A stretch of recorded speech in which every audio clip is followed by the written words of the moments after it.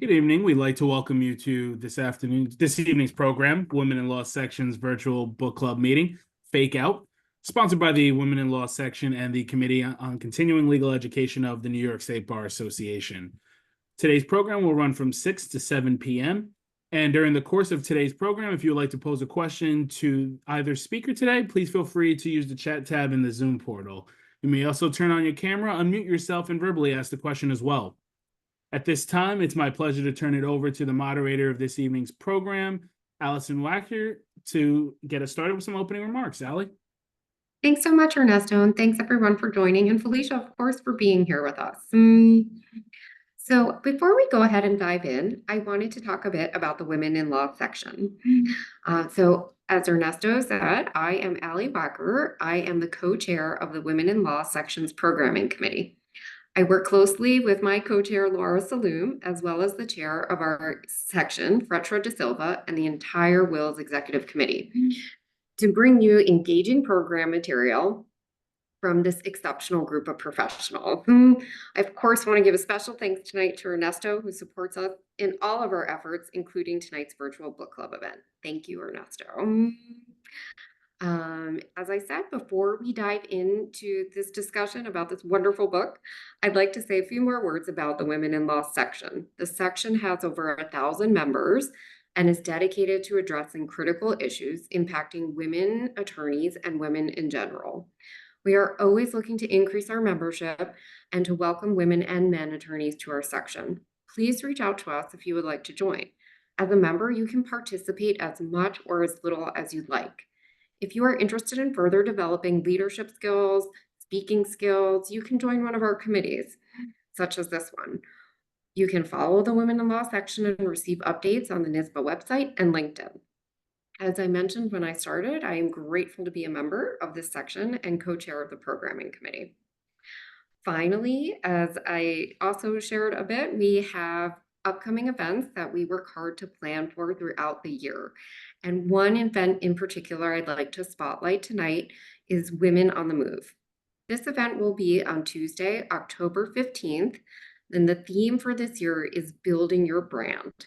The event will include 3 panels, which allow for CLE credits as well as virtual networking. This is one of my favorite programs throughout the year. I really hope you're able to join us. So with that, I'd like to introduce Felicia. Felicia, tonight we are discussing your novel, Fake Out, and we are thrilled to welcome you back as our spotlight novel and author. We look forward to learning about your career, the book's plot, and of course, have you answer some of our questions. So this is a really interesting book, which is both educational and thought-provoking. Being the mom of a preteen, as you know well, I jumped at the opportunity to catch up with the characters in your book and to gain a better understanding of these types of behaviors. We have found for the group that interactive book club meetings make the best meetings, so please unmute yourself or use the chat function for your questions, and I will ask them as they come in. Felicia Farber is an author and attorney who lives in New Jersey and writes contemporary young adult novels about the impact of technology on today's teens. With a unique background in electrical, computer engineering, and law, she loves to highlight the social, emotional, and legal challenges the latest technology advancements have on our younger generations. Her debut novel, Ice Queen, is a cautionary tale about sexting, cyberbullying, and dating in the digital age. It won 11 awards, including first place in the young adult fiction category. Felicia regularly presents to schools, libraries, book clubs, and legal organizations, and enjoys sharing her expertise on blogs and podcasts. Released in May of this year, Fake Out is a standalone sequel to Ice Queen. Fake Out has already been declared a winner of the 2024 Beach Book Festival Award in the young adult category, including several other awards I just learned from Felicia today. Congratulations. Fake Out explores the tremendous harm that can befall victims of weaponized deepfakes and manipulated media, potentially damaging their reputations, relationships, and careers. Felicia, I will turn it over to you for your welcoming remarks, and thank you again for being here with us. Thank you so much, Allie, and special thanks to the New York State Bar Association Women in Law section for selecting my book for this evening. Ernest Scarier, for all your efforts coordinating this event. Allie, thank you for that introduction. That was wonderful. For those of you who were able to join us last year, we did a program about Ice Queen, which is behind me here. So you know how passionate I am about, there, Allie is prepared, thank you. I'm really passionate about trying to raise awareness about the dangerous impact of modern technology on our younger generations. And that passion comes through again in my new book, Fake Out. Thank you, Felicia. And as a And reminder, I just want to say, my pup, I'm sure you see in the background, she's coming in and out. So that's Ruby. we welcome all of our guests this evening. Okay. And just as a My reminder, mascot this evening is here, apparently. Just a reminder for our audience, if you could please take yourself off mute or put questions in the email. We're happy to address them. We're also hopeful that you may share your email address with Felicia tonight. She does publish a newsletter, which she would love to make you a part of. So if you're comfortable, please go ahead and add your email addresses to our chat function as well. Thank you, Ellie. And I can promise you that it is a very irregular e-newsletter. You will not be getting a clogged inbox from me. Oh. All right. Well, let's kick off tonight's discussion with some questions about your career. So many lawyers dream of becoming an author. What prompted you to take the leap into fiction writing and keep writing? Well, for the truth is, most of my life, being an author was not on my radar. I did a lot of writing, but it was legal writing, which has absolutely no relationship to fiction writing, unless you're maybe ChatGPT and you like to make things up and hallucinate.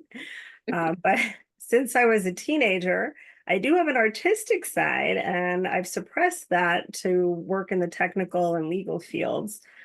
So when my kids got bigger, I started doing some watercolor painting, pencil drawings. And then one day I saw this ad in the local paper that these two librarians were putting together a writers group. So I thought, oh, that sounds like fun. Let me check it out. And of course, you know how that turned out. Once I started, I never stopped. So besides the novels Ice Queen and Fake Out that you see here, I have a lot of unpublished books, picture books, humorous chapter book series, legal thriller. None of them are out in the world yet, but hopefully that will change soon. So stay tuned. Yes, thank you. And how do you think, Felicia, your law degree helped you while you were writing Fake Out, which I'll just put on my screen briefly for everyone. Make sure. Thanks. I think because of my legal training coupled with my engineering background, I probably pay more attention than most to the way new technologies are impacting our society. And I see this big gaping hole in our legal system when it comes to minors. We're living through a technological revolution, and our laws are really trailing, in the dust, and they're non-existent or they're wholly inadequate. So ironically, this lack of timely and appropriate legislation in our country ends up leaving younger people who spend the most time with technology at greater risk. And so I think adolescents are far more vulnerable than the general population because they act impulsively, they don't consider the ramifications of their actions, and they're typically clueless about how their digital behaviors are going to have lasting repercussions on their own lives and those of others. And I also think that my trial background kicks in when my characters are facing the justice system or the school board, and they need to fight for their rights and their freedoms. I love to simulate the types of legal arguments that each side might make if they were in a real life situation. Yes, and those descriptions are very fun to read. Thank you. So let's get into the plot for a bit. I have some questions, but before I get to those questions, Felicia, I'd like to ask you to please give a summary of what the book is about. So Fake Out, right here, is the standalone sequel to the first book, Ice Queen. which means you don't have to have read Ice Queen to follow what's going on in Fake Out. When the book starts, the main characters, Blair and David, are trying to have a normal relationship their senior year of high school after surviving a sexting scandal when a sexually graphic photo of Blair was circulated on social media and ended up in the hands of the police. Blair was arrested and it caused her to have serious legal problems. So in Fake Out, that's all been resolved, and Blair is first starting to trust David again, but all of these troubling things start to happen to him. The first is that someone is manipulating images of David to make it look like he's doing these illegal things like doing drugs and drinking alcohol, and they're spread all over social media. And because the images seem real, and he gets in trouble with the school and he faces suspension. But during that time, Blair and his friends support him and stand by his side. But after that, then a racy video of David getting it on with his ex-girlfriend, the Ice Queen, is circulated on social media. And this time, no one believes it's a fake, especially not Blair. She desperately wants to believe him, but she's seen the evidence with her own eyes. And the school has absolutely no tolerance for his indiscretions either, and they increase his punishment to expulsion. So David now has to somehow prove that this embarrassing video is a deep fake and solve the mystery of who is trying to ruin him, or he's going to end up losing Blair, getting kicked out of school, and kissing his college dreams goodbye. So actually, I have a book trailer. It's about a minute long, and I'd like to show it. And I think that pretty much sums everything up right there. So I'm going to share my screen for a moment, if that's okay. Yes, please. All right, excellent.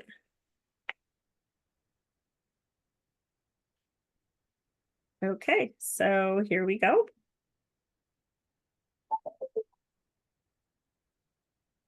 New technology is emerging at a rapid pace, and we're now seeing more and more applications of artificial intelligence. But what happens if artificial intelligence is used against us? High school students Blair and David learned that consequences can be catastrophic. It's hard enough to be a teenager these days, contending with bullying in school, cyberbullying online, and plus all the pressures to do well in school, to perfect the image on social media. But now there are new things to worry about, such as deepfakes. A deepfake is when someone creates an image or video that replaces a person's likeness with that of another. Their manipulated videos are very sophisticated and make the edited images sound appear to be real. In other words, with this technology, someone can take your voice and body and do whatever they want with it. Fake Out is a story about the ultimate cyberbullying with deepfakes. If you want to know what happens to David and Blair, then put Fake Out on your must-read list.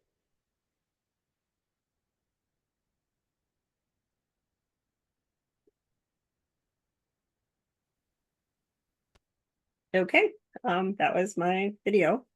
Thank you, Felicia. Thank you for sharing that.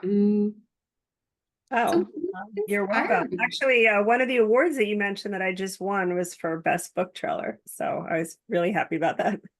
It definitely makes me want to read it again. So, Oh, wow. Well, thank you. yeah, yeah. So I was wondering if you wouldn't mind sharing a bit with us about what inspired you to write this book. It's actually my readers who inspired me. When I wrote Ice Queen, I only intended to write that one story. I never intended for there to be a sequel, but I kept getting asked for one. People kept telling me they love my characters and they couldn't wait for the next book, but there was no next book. So that got me thinking. And then I came up with the idea of deepfakes. You know, how would my characters handle synthetic media and artificial intelligence if they found themselves victimized by those technologies? And here's the answer. Mm. And did you have to conduct extensive amounts of research to write the book? One of my favorite parts of the book is how it is written. And I felt this way about Ice Queen as well. You really describe a young adult's perspective in such a way that you're also translating, as you mentioned earlier, the legal consequences of the behaviors or the actions that these characters take. for example, I have always shared with you that with Ice Queen as well, I really do easily see and can visualize the pages of these books turning into scenes of movies or perhaps a series on Apple TV or Netflix because they're just so well written. How do you do it?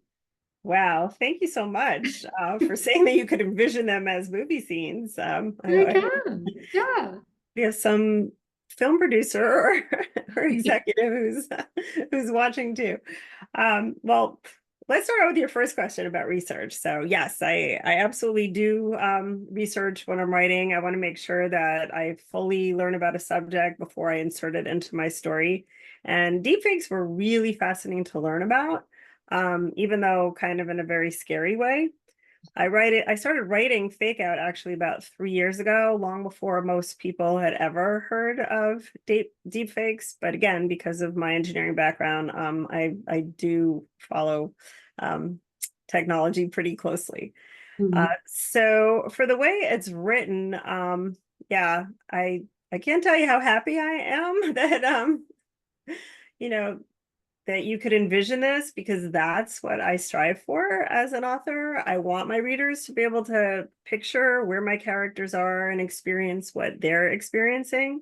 What do they see, hear, smell, taste, and feel? When I first started writing fiction many years ago, I was told show, don't tell. And it took me a while to fully grasp, like, what does that mean?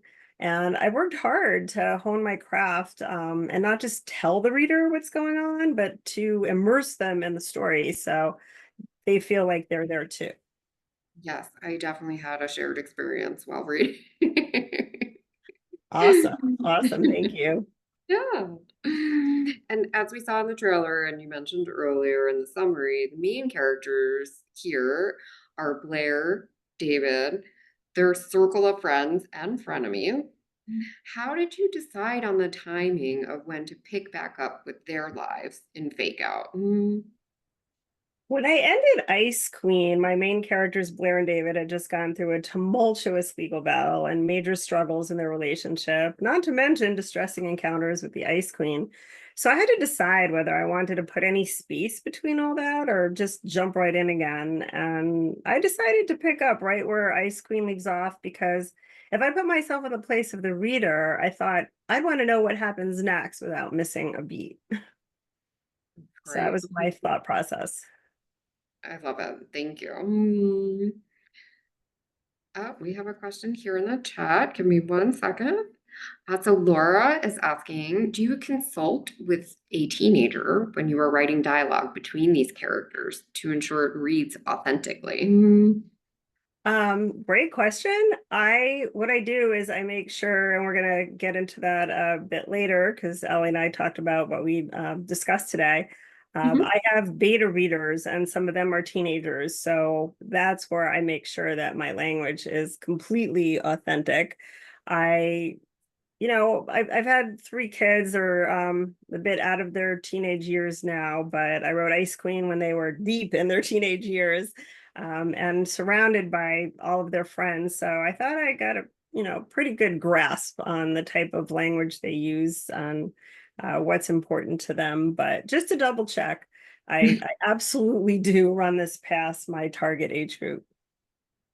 Thank you, Laura, and thank you, Felicia. And just so you know, Laura, and they will tell me, if I have language that they don't think a teenager would say. So I take their advice and I fix it. I'll just give you a quick example while we're on this subject. So I had one teenager who said to me, because I had one of my characters was eating a salad, and another one commented and said, "Oh, like, good for you being so healthy."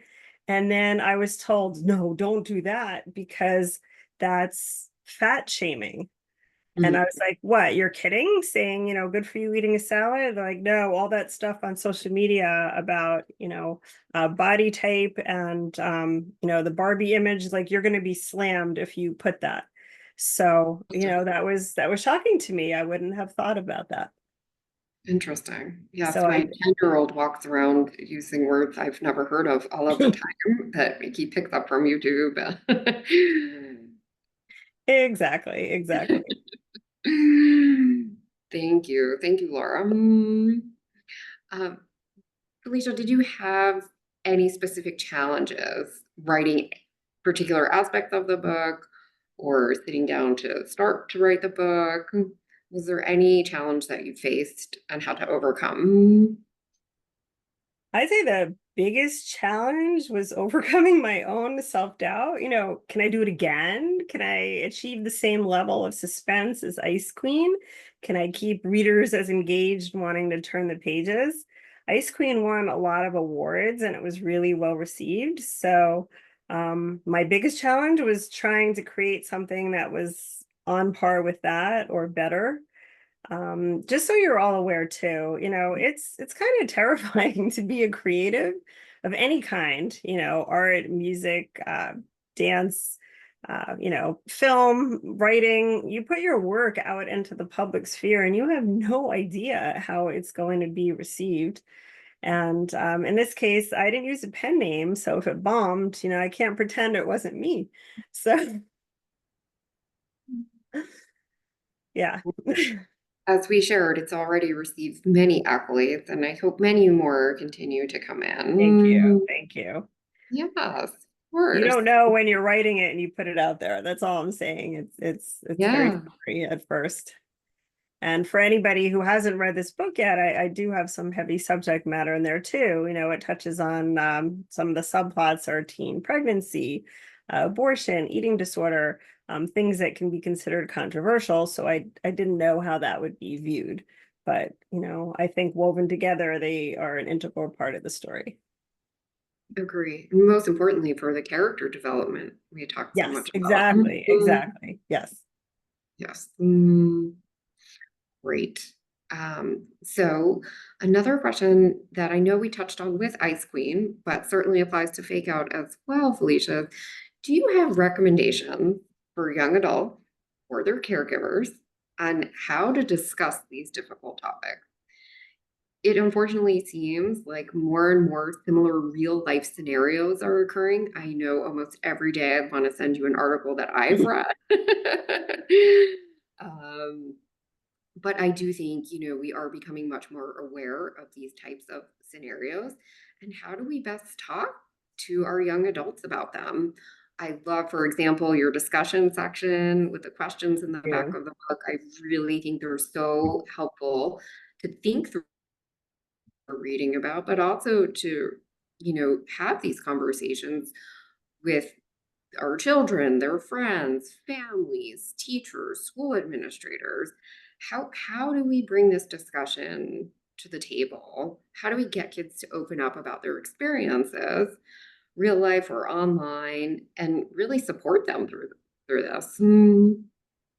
All right, a lot of great questions here. Well, the first thing that we all need to do is familiarize ourselves with this subject matter if we want to help children, which is what you're doing now if you're attending this program.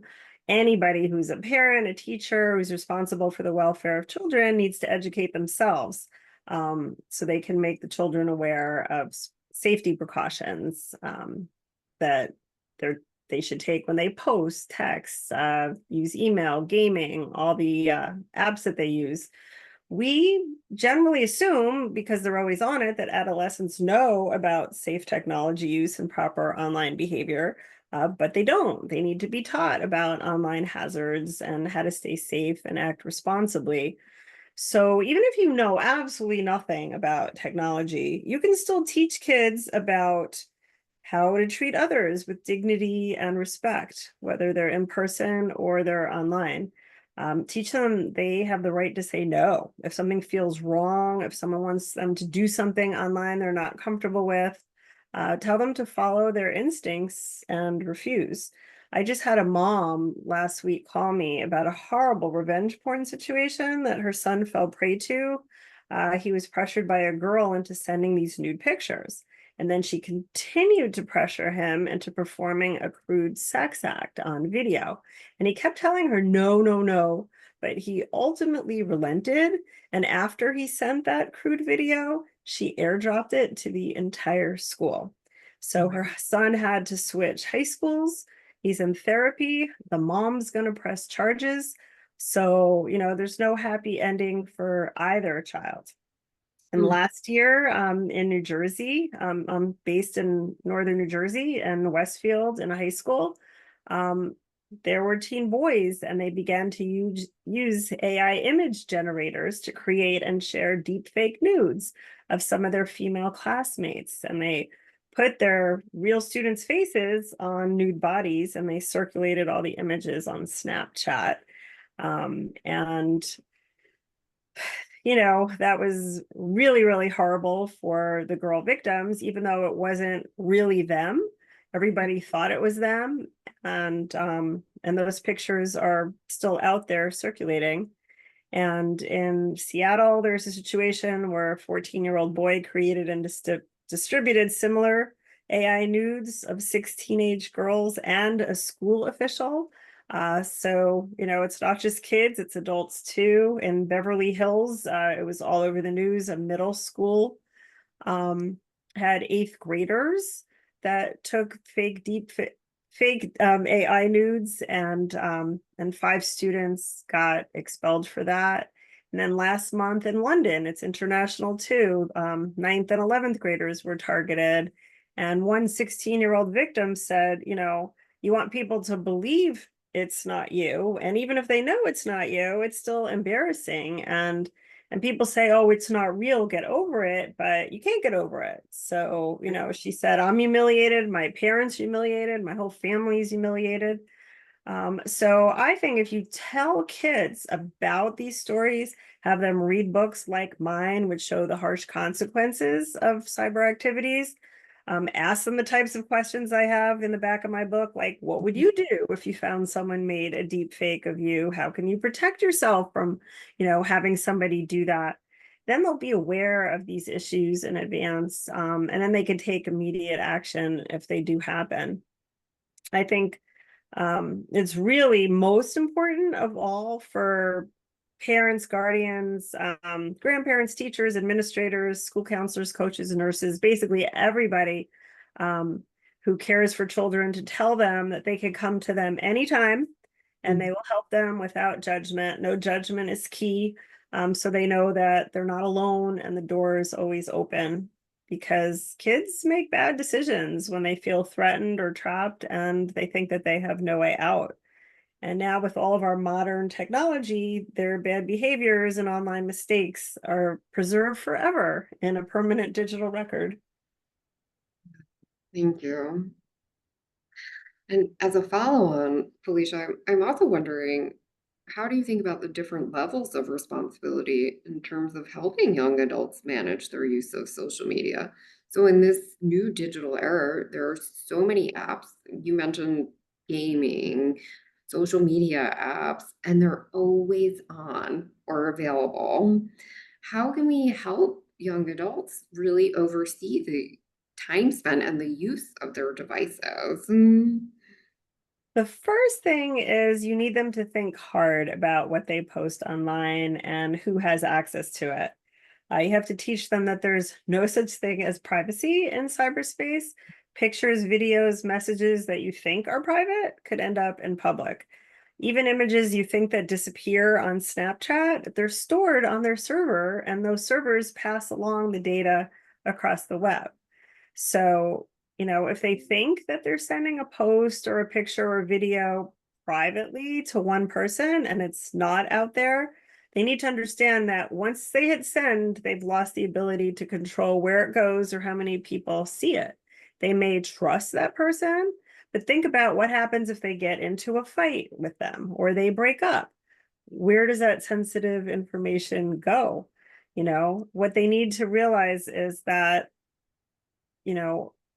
if they send anything out, they need to picture the entire world can see it, and they should never assume that anything that that they share, will stay just to the person that they share it. It has the potential to be misused. So that's, if they make that assumption when they put something out that everybody can see it, you know, maybe one day, then they'll be more careful.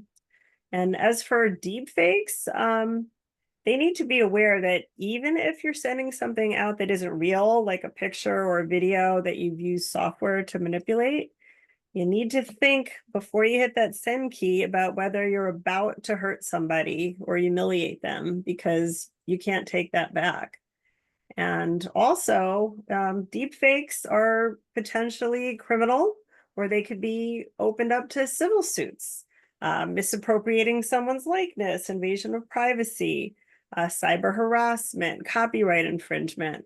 So, you know, if they know about all this in advance, then, you know, they'll be more cautious. And they should also be taught that if they do see deepfakes, you know, they could do their part by not liking them, resharing, or relinking them. Great advice, Felicia. Thank you so much. I know I'm going to take these tips to heart. And we have another question in the chat from Fretra.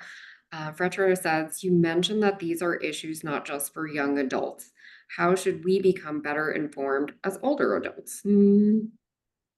By doing exactly what you're doing now, you know, coming to my program where I talk about all this. There's lots of information online if you're interested. There's constant articles in the paper, you know, to start paying attention to this. And I'm going to talk about, you know, a few ways later to, you know, try and protect yourself from all the deep fakes. But, you know, right now we're all really exposed, which is why it's so important to be highly sensitive and aware of this, because we don't have laws that are protecting us against this right now. Thank you. Well, I wanted to switch gears just a bit, Felicia, and spend some time on your writing process and community. Oh, okay.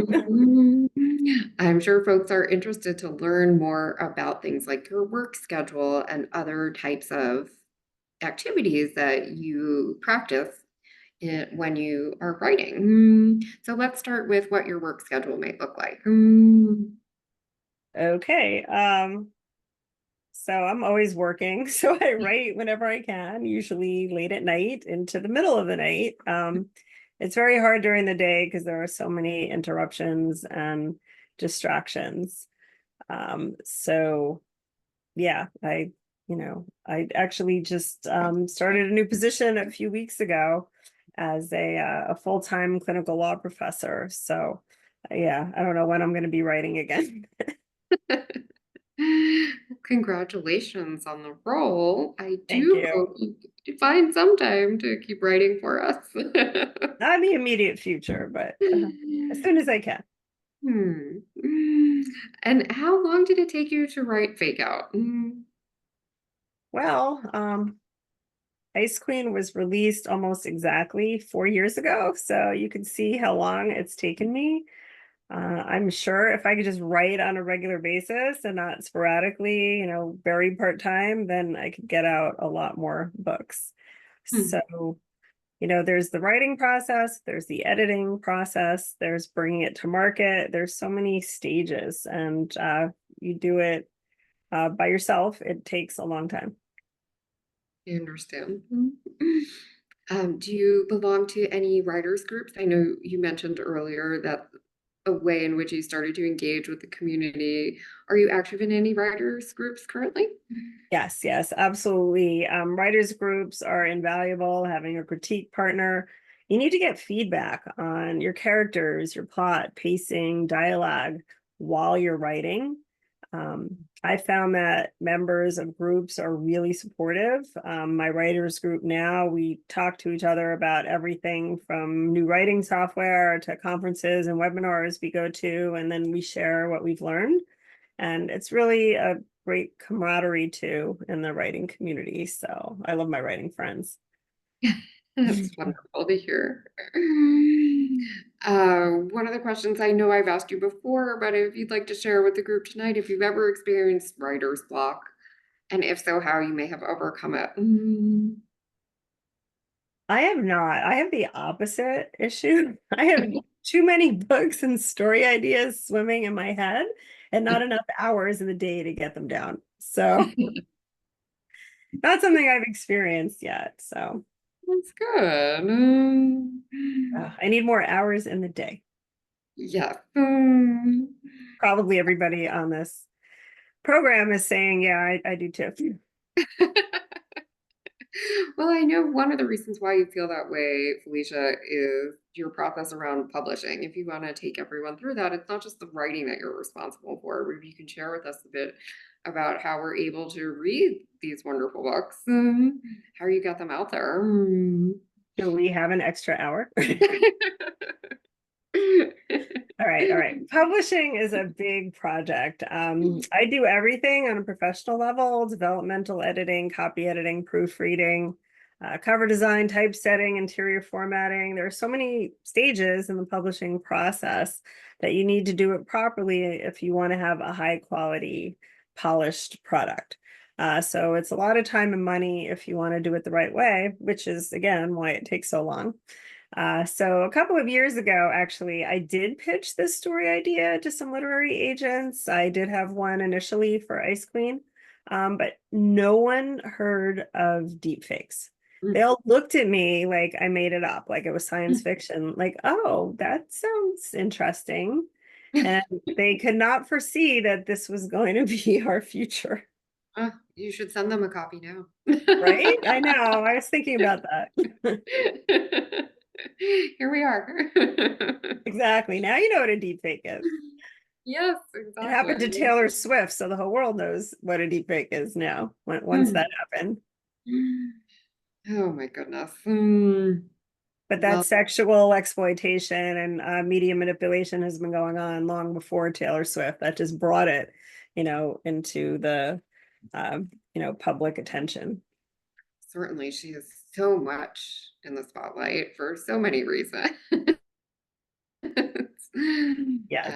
I sometimes think to myself, Felicia, well, if it takes an example like that to make people aware, then it really does have the benefit of educating so many people, right? But I do think these topics are just so important and really now things that we do experience every day, whether people were ready to understand that a few years ago or now.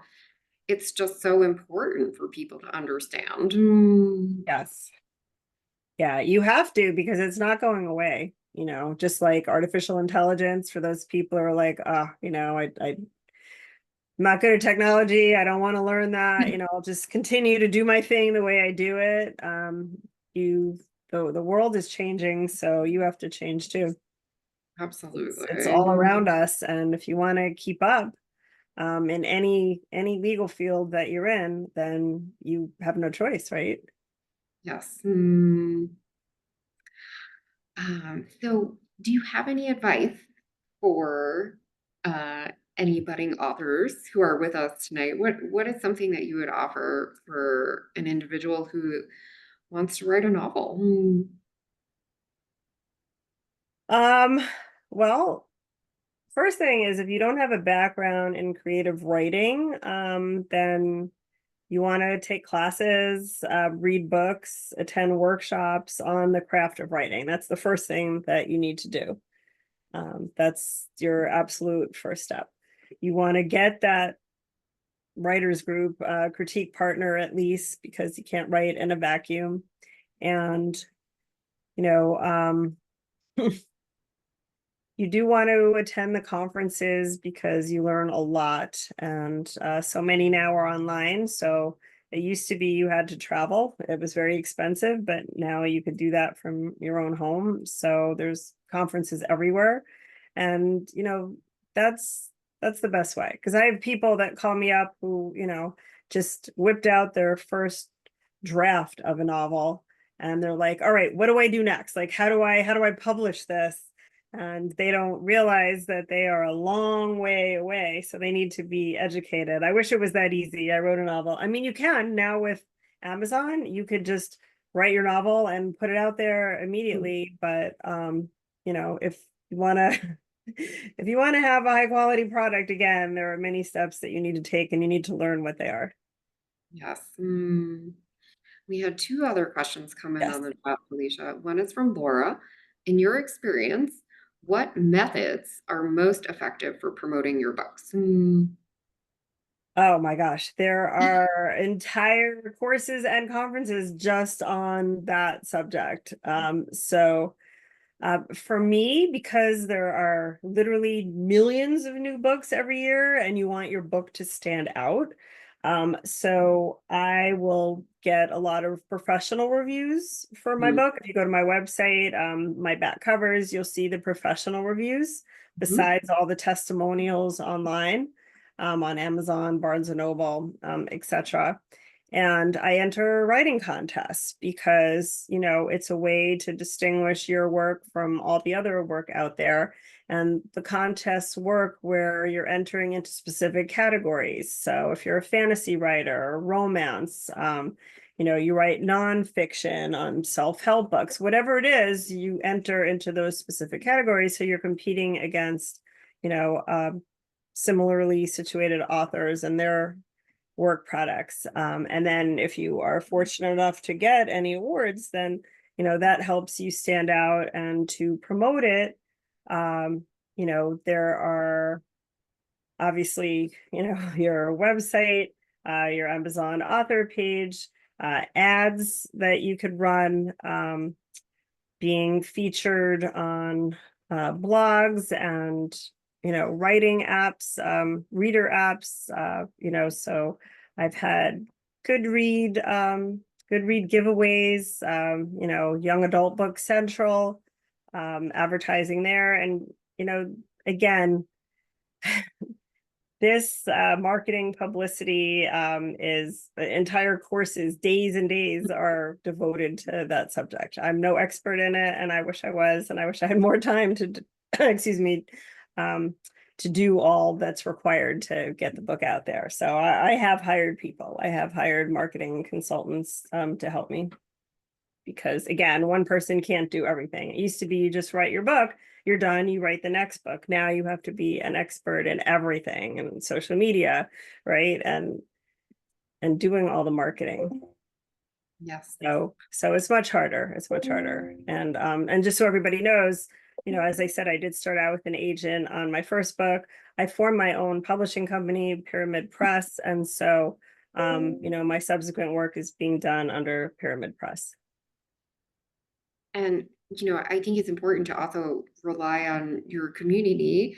In some ways, Felicia, I'll tell you, every time I go into Barnes and Noble, I look for your book being, you know, out on a table or, you know, Not yet. prominently placed on the shelf. And Yeah. I always ask, Wishful thinking, wishful thinking. It was carried in my Barnes and Noble out here, you know, in North Jersey for a while. The first book, I haven't worked on the second. I've been too busy, unfortunately. Like I said, you need a full-time marketing team to really do everything that's required. Yeah, there's so many different places that you have to insert yourself that So yeah, so I know because parents have contacted me and said that there are a lot of Facebook groups for parents, teenagers, technology ones where my book is talked about, and it makes me very happy when I hear things like, you know, my kid and other people's kids, they don't want to read books. You know, you can't get them to read anything. They just want to watch videos, but they will read your book. So it's like, oh, it's my heart, you know, especially if they read it multiple times. And one mom, yeah, recently contacted me and said her son like read them a few times and wanted to know, why aren't there more books like these? So I was like, yes, you know, then I know I'm really reaching my target audience. And I do speak at schools. My book, Ice Queen, has been used for summer reading.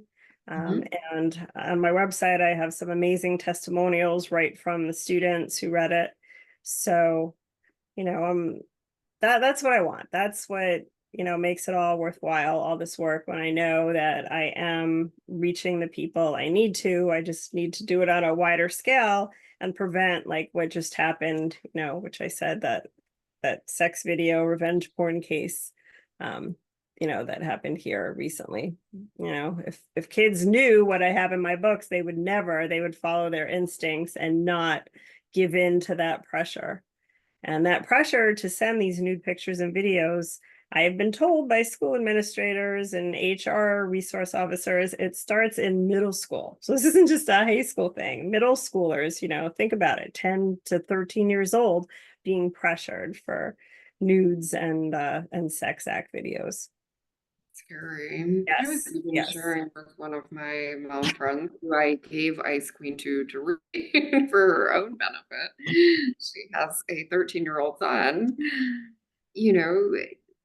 Sometimes even activities that they engage in, they're not thinking about. They're changing for gym class, or they all have phones on them. They all have to get through their day to day, and you know, just thinking of these things too, I feel like people are not thinking in this way, Felicia. And I think these books are great examples to really make that day to day practical, or to be able to visualize it or understand what a young child is experiencing in a school environment and the things they bring with them every day.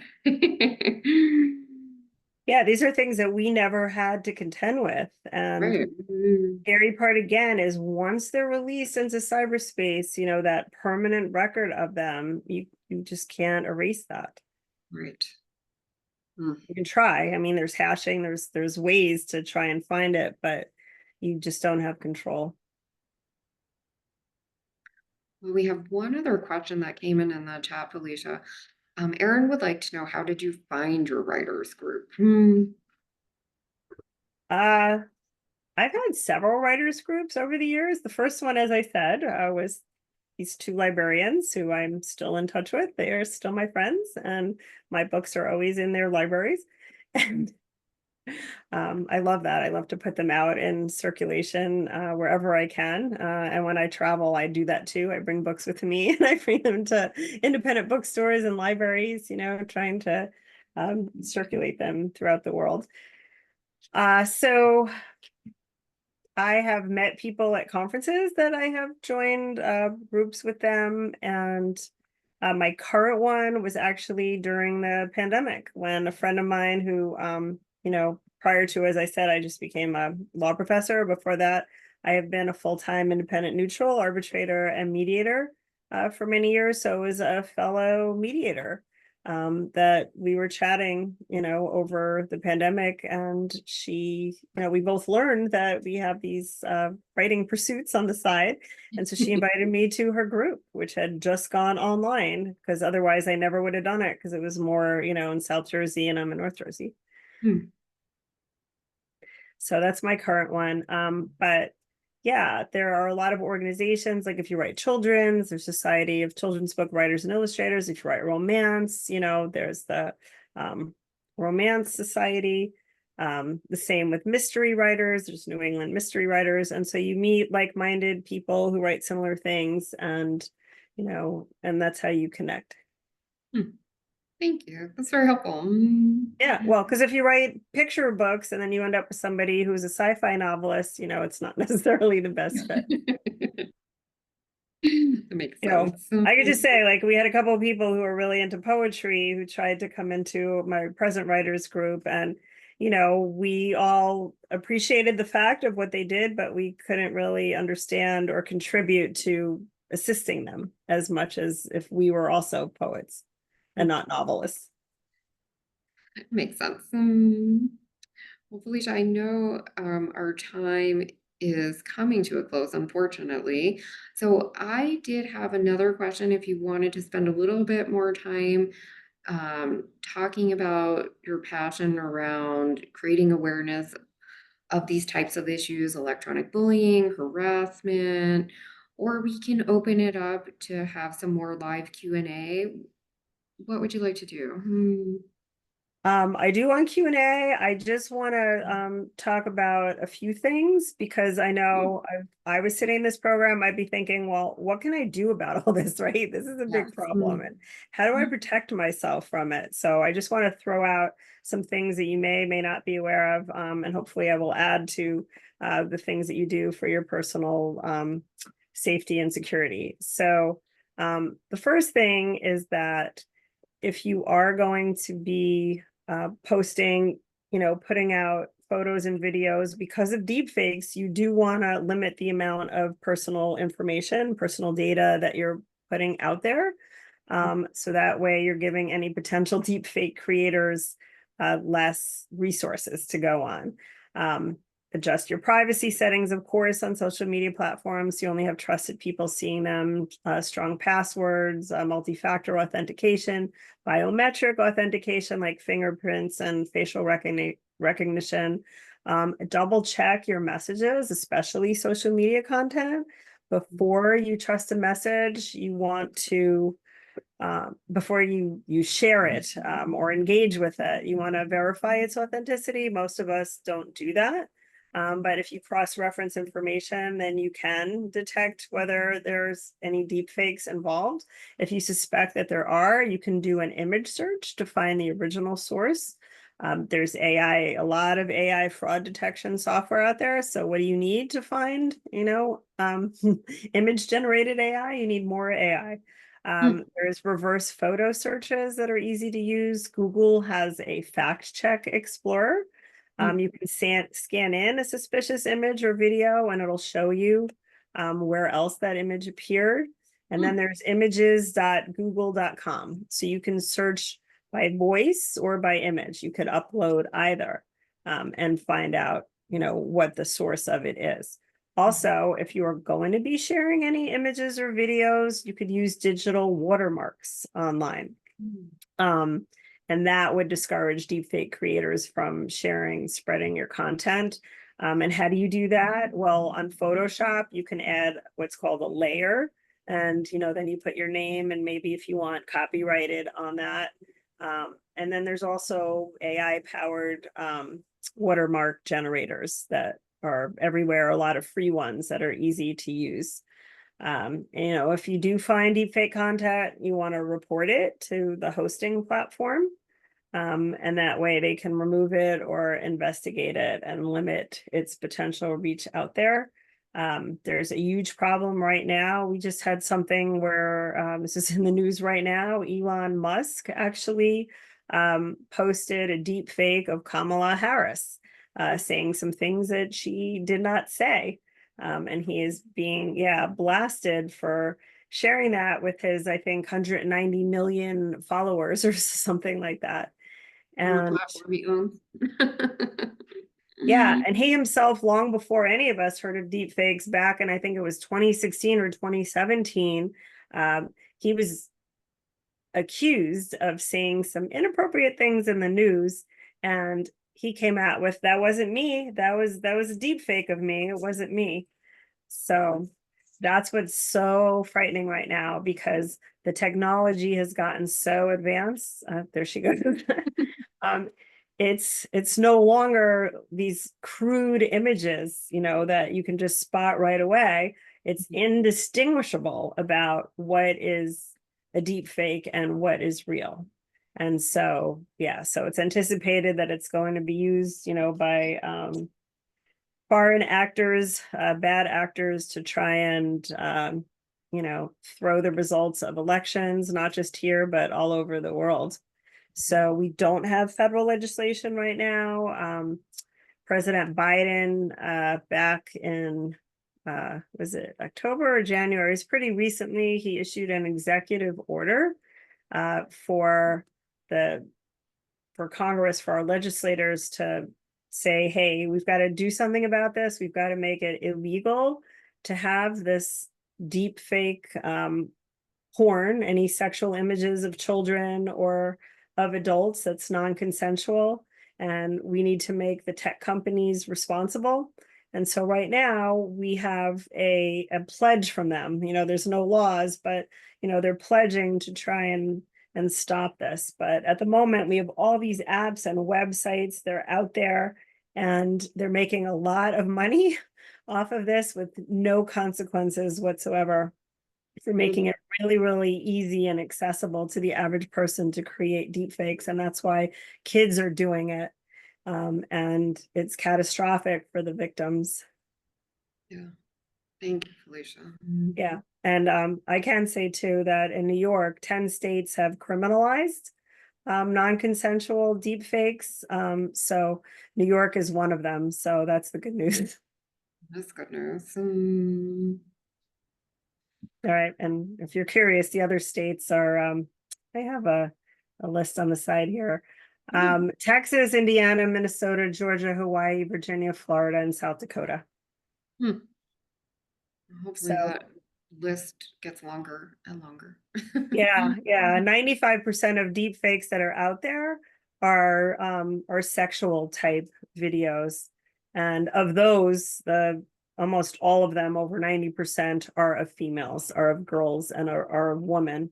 But it does happen to boys and to men too. And if you read Fake Out, then you see I had it happen to a male character. So, you know, boys and men are not immune from this. Everybody, excuse me, can fall prey. Yeah. I know we're coming up to the top of the hour, so I would love to answer I any don't other want our time questions to anyone end. has. Would like to stay on with you all night. Oh, thank you. Thank you. Yeah. Well, me too. I could talk about this forever, obviously, Yeah. but Are there questions from the group? You don't have to type them in the chat. You can share or ask. yeah, we've talked about a lot of heavy topics and Yes. shared a lot of information here. Yes, but I really, Felicia, I can't thank you enough. I do think it is so important for you to help educate us on these topics. For the group, I am so sad that our time is up. Felicia is so knowledgeable and so lovely to work with and learn from. So if you haven't already, I hope you go ahead and purchase and read a copy of Fake Out.